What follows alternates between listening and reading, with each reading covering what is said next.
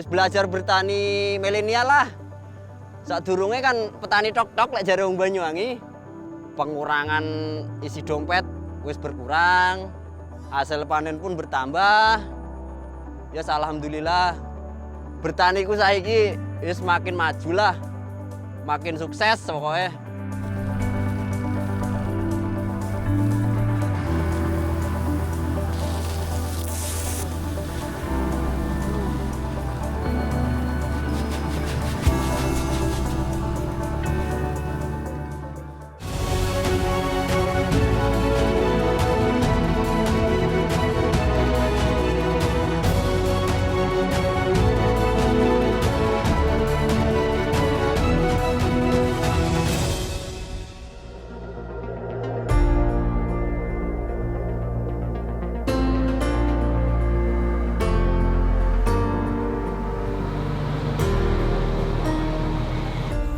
Beras bukan sekadar komoditas bagi masyarakat Indonesia. Salah satu sumber karbohidrat itu merupakan urat nadi kehidupan dan simbol kesejahteraan di atas pinggang mayoritas masyarakat Indonesia. Sebagai pangan utama, beras memiliki manfaat yang terus berkembang untuk menjawab tantangan kesehatan masa depan. Fokus utama berbagai pihak saat ini adalah mengoptimalkan nilai gizi mikro pada beras agar dapat memberikan manfaat kesehatan yang jauh lebih besar bagi jutaan penduduk yang mengandalkannya setiap hari.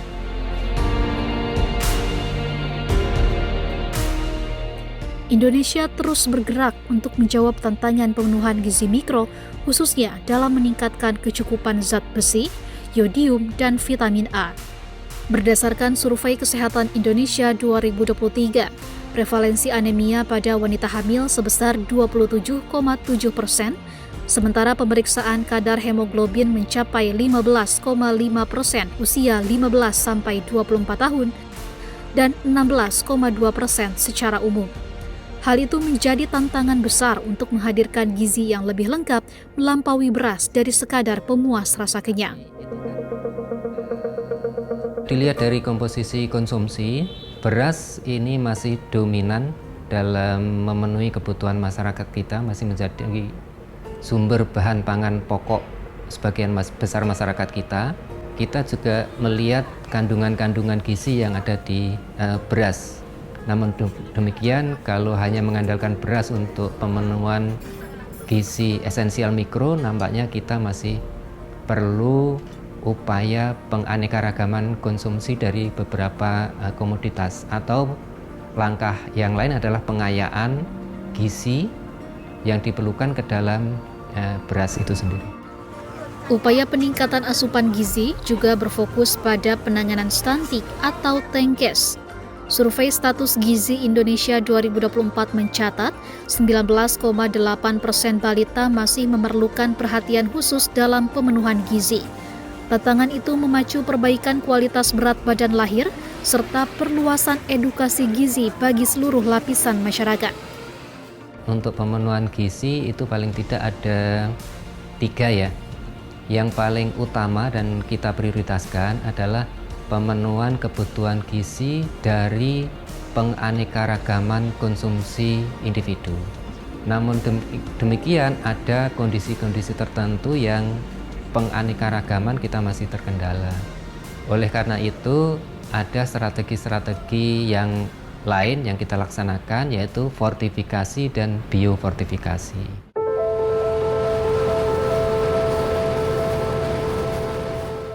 Inovasi biofortifikasi hadir sebagai langkah besar dalam meningkatkan mutu gizi beras sejak dini. Berbeda dengan beras biasa, beras biofortifikasi adalah hasil budidaya benih padi yang kandungan gizinya telah ditingkatkan sejak masa tanam. Melalui pemuliaan benih padi unggul, kandungan gizi ditingkatkan sejak masa pertumbuhan di sawah.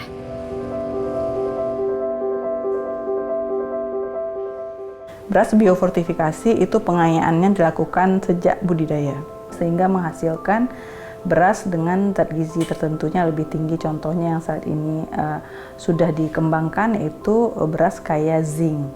Nah, jadi tidak ada penambahan. Sementara beras fortifikasi yang lainnya adalah ditambahkan pada berasnya, yaitu berupa campuran beras dengan kernel beras analog yang berisi premix vitamin mineral. Itu yang membedakan apa itu biofortifikasi, apa itu beras fortifikasi. Tujuannya sama-sama mengatasi kekurangan zat gizi mikro pada masyarakat.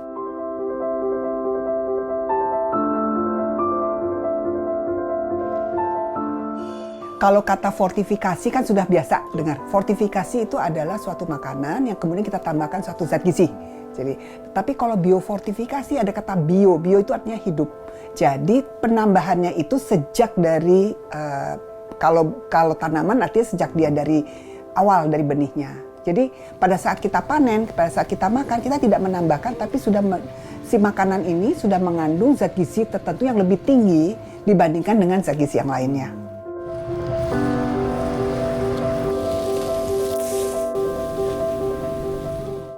Beras merupakan salah satu kendaraan untuk ditambahkan zat gizi mikro. Ada zat besi, ada folat, ada vitamin B. Maka sebenarnya upaya fortifikasi beras juga merupakan salah satu alternatif solusi untuk mengurangi kekurangan zat gizi mikro tadi.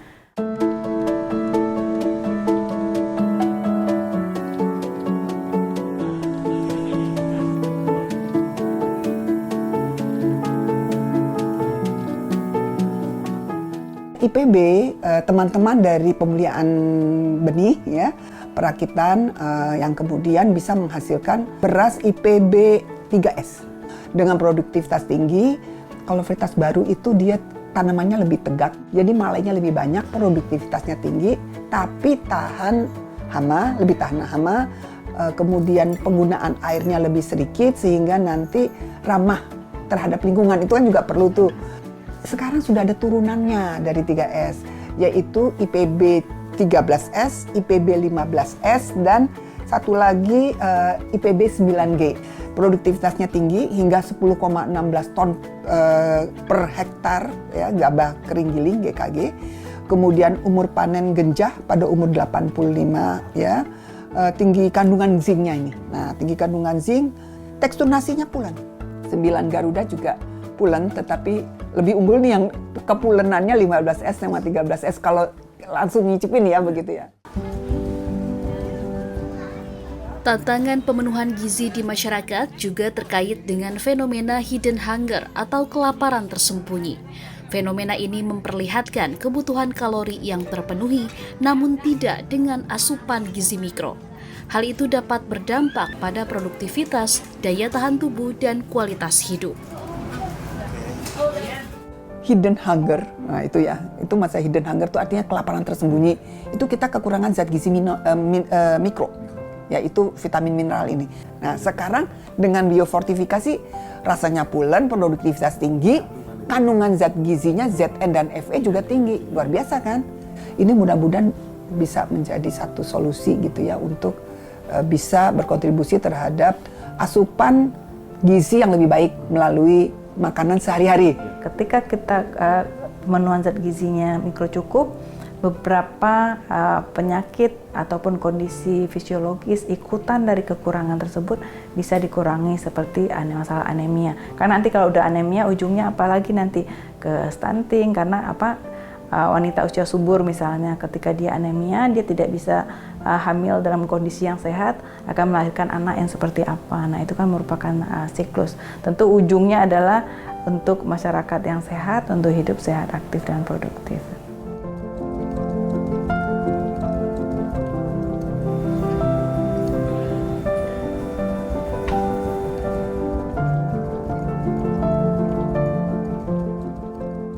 Dengan biofortifikasi untuk kandungan zinc dan Fe pada beras varietas unggul baru ini sudah terbukti kandungan gizinya tinggi. Kita berharap nanti juga terbukti di lapangan. Penerimaan pada masyarakat, pada keluarga itu dan pada batita misalnya yang rentan kan untuk tankes ini juga tinggi dan bisa menunjukkan perbaikan atau yang signifikan lah begitu. Lewat inovasi teknologi, inisiatif multipihak menegaskan komitmen bersama untuk memperbaiki gizi masyarakat yang terbangun dalam sebuah ekosistem di sektor hulu.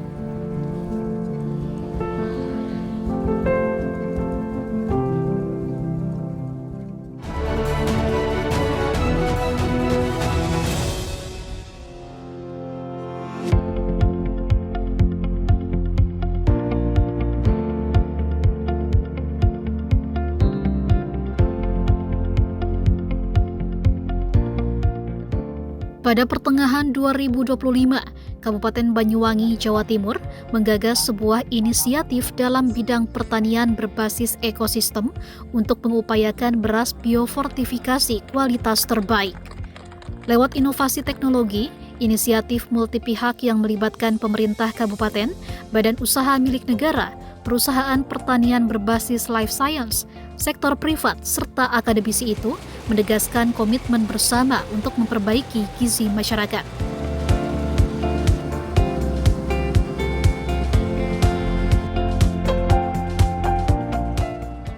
Beras biofortifikasi ini juga bagian dari kolaborasi yang kuat antara pemerintah daerah, antara lembaga pendidikan, lalu juga antara sektor swasta yang terlibat di sini, dan yang lebih penting adalah para petani. Beras biofortifikasi ini ditanam dengan cara yang adaptif, yang menyesuaikan dengan kondisi zaman sekarang.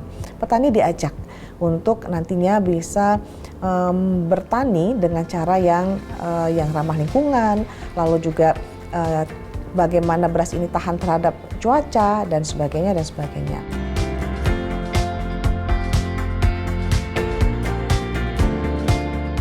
Program ini adalah salah satu solusi sejalan dengan tujuan nasional ketahanan gizi, meningkatkan kandungan nutrisi beras sehingga membantu menurunkan angka stunting dan kekurangan zat gizi mikro.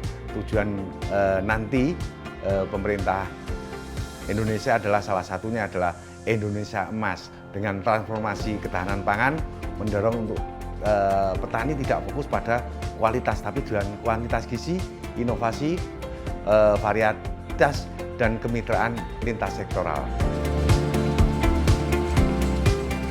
Inisiatif ekosistem ini menunjukkan peran pemerintah daerah sebagai katalisator dalam pengintegrasian varietas bergizi tinggi, praktik budidaya adaptif iklim, dan akses pasar yang andal. Inisiatif ekosistem Banyuwangi dapat menjadi laboratorium hidup bagi praktik pertanian inklusif dan berkelanjutan demi membangun masa depan sistem pangan Indonesia yang lebih tangguh.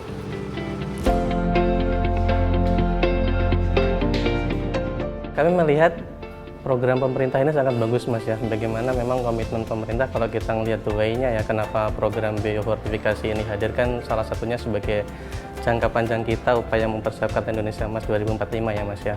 Kalau ini nanti menjadi sebuah industri mulai dari hulu sampai hilir, kita berpikir ini akan menjadi sebuah impact yang lebih besar, karena kita berpikir saat private sector dan government sector itu bisa berkolaborasi bersama, itu akan menciptakan dampak yang lebih besar, Mas.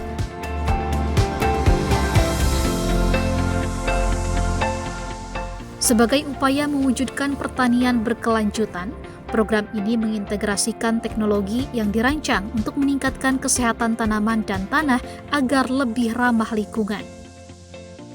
Kami dari pemerintah Kabupaten Banyuwangi tentu bagaimana tidak hanya berpikir bahwa beras ini diproduksi, tetapi produktivitasnya itu yang lebih menjadi penting.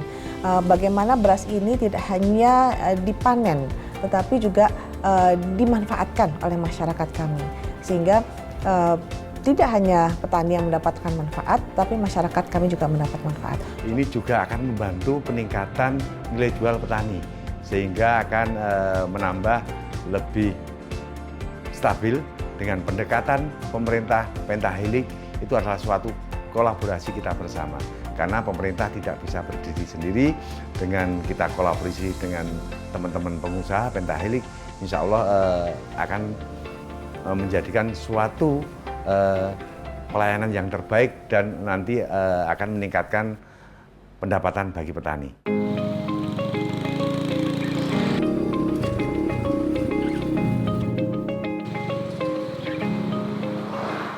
Saat kita bisa merangkai ini, mulai dari hulu sampai hilir menjadi satu kesatuan, kita berpikir akan menjadi sesuatu program yang lebih impactful. Kita berharap suatu saat nanti masyarakat itu dihadirkan dengan berbagai macam varietas pangan kaya nutrisi.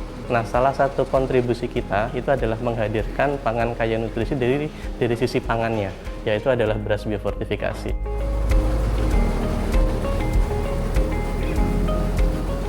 Kami berharap ini juga bisa berkelanjutan agar sustain, agar bisa dimanfaatkan oleh banyak pihak, terutama masyarakat, dan juga pemerintah, maka saya rasa ini konsep seperti ini juga mampu.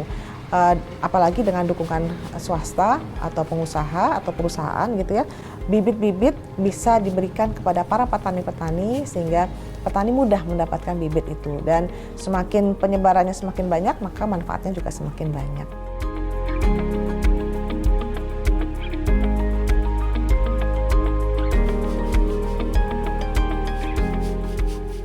Kita ada kerjasama juga dengan teman-teman dari Danone Aqua, karena memang teman-teman di Danone Aqua juga sangat memiliki komitmen yang sangat tinggi Mas ya untuk menjaga hulu dan hilirnya itu, salah satunya di pengembangan low carbon rice. Nah di sisi lain kita juga ada kerjasama nih Mas sama teman-teman Bulog, yaitu mitra tani ya. Jadi teman-teman Bulog itu juga sekarang fokusnya bukan hanya sebagai standby buyer, tapi juga bagaimana bisa masuk di budidaya. Nah, di sisi lain kita juga ada kerjasama nih Mas sama teman-teman IPB yang memang fokusnya adalah bagaimana di pengembangan benihnya. Nah, akhirnya Mas kita sampaikan ke pemerintah Kabupaten Banyuwangi, dan kebetulan respon dari pemerintah Kabupaten Banyuwangi sangat positif sekali, sehingga apa yang menjadi inisiasi ini itu dianggap sebagai salah satu upaya konkret untuk menjaga TPID Mas ya, ada tim pengendalian inflasi daerah. Bagaimana ini ada salah satu programnya adalah gerakan pengendalian inflasi pangan. Secara rasa, beras biofortifikasi tidak memiliki perbedaan dengan beras yang lazim dikonsumsi oleh masyarakat selama ini. Hal ini menjadi salah satu pijakan penting bahwa tingkat penerimaan beras biofortifikasi pada masyarakat bukan merupakan perkara rumit. Hampir semua masyarakat Indonesia itu makan nasi Mas, dan frekuensinya paling tidak satu hari itu 3 kali. Nah makanya kita berpikir saat ini nanti menjadi sebuah industri, masyarakat itu akan dihadapkan pada banyak pilihan. Salah satu pilihannya itu adalah pangan kaya nutrisi, sustainability agriculture, regenerative agriculture, atau mungkin low carbon cultivation dan lain sebagainya, itu tidak selesai di piloting Mas. Jadi kita berpikir bagaimana hal-hal baik ini menjadi sebuah kebijakan yang masif yang bisa diberlakukan di skala level yang lebih besar. Sehingga kita berpikir suatu saat nanti Mas, kita ekosistem pertanian yang ramah lingkungan itu benar-benar ada secara kebijakan maupun eksekusi di level grassroots-nya Mas.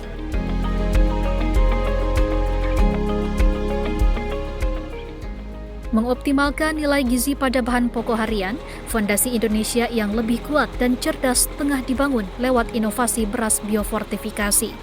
Dari bulir padi berkualitas di sawah, para petani berperan penting mewujudkan generasi masa depan yang tangguh dan sehat.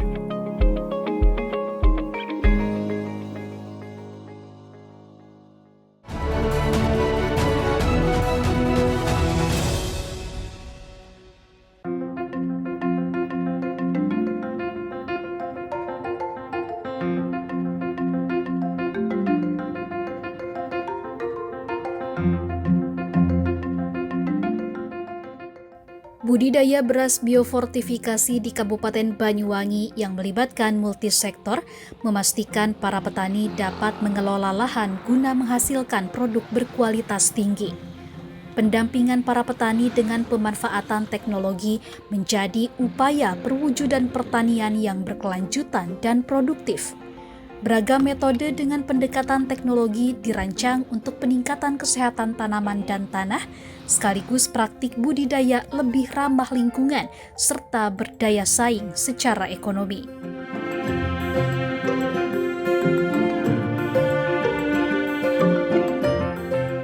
Di sisi hulu, keberhasilan keberlanjutan ekosistem beras biofortifikasi terletak pada pemilihan benih, penerapan teknologi, hingga pengukuran total emisi yang dihasilkan selama proses budidaya.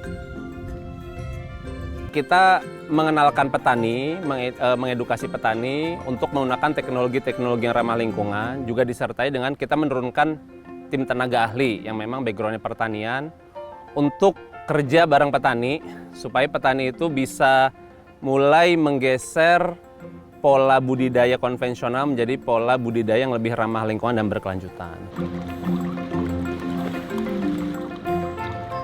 Saat budidaya, petani mendapatkan pendampingan dalam penerapan praktik pertanian regeneratif melalui teknologi yang mencakup intervensi pengolahan lahan, masa tanam, hingga panen. kita usahakan untuk selalu koordinasi untuk memperbanyak tanam, kemudian kita akan kolaborasi dengan teman-teman pengusaha sehingga nanti beras kita itu kualitasnya baik.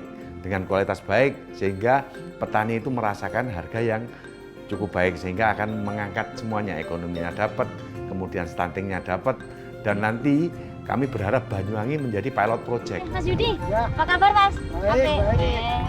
Hari ini Mas, kita mau semprot dekomposer. Itu disemprotkan waktu nyingkal apa udah ratan? Nah, buat waktu nih, itu wayah nyingkal ngono Mas. Jadi sebelum ratan. Nah, di sini kita juga mengedukasi dan mengkampanyekan ke masyarakat untuk merubah pola yang lama. Pola apa? Pola yang seperti membakar jerami gitu. Nah, itu kan sangat menghasilkan emisi yang sangat besar ya. Kalau untuk program edukasi ini harus, karena selama ini kita harus untuk berdampak lebih luas. Sehingga masyarakat ini lebih maju, petani terutama petani maju untuk selalu memajukan inovasi dan teknologi. Alhamdulillah kita pun bersama dengan Pemerintah Pusat selalu mendapat bantuan alat pertanian yang cukup besar.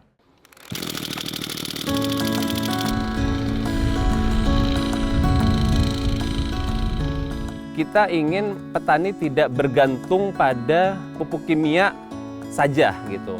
Kita tahu dengan penggunaan pupuk kimia secara terus-menerus sudah berpuluh-puluhan tahun, ini akhirnya menurunkan kesehatan atau degradasi terhadap kesehatan tanah.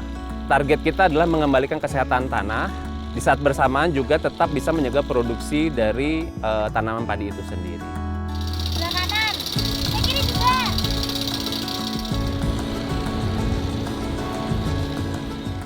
Dari program yang sudah kita jalankan, kurang lebih di 60 hektar ekosistem biofortifikasi, setidaknya kita sudah berhasil mengkonserv air sejumlah 300 juta liter. Gitu. Kemudian dari sisi emisi kita bisa menahan kurang lebih 600 ton ekuivalen CO2.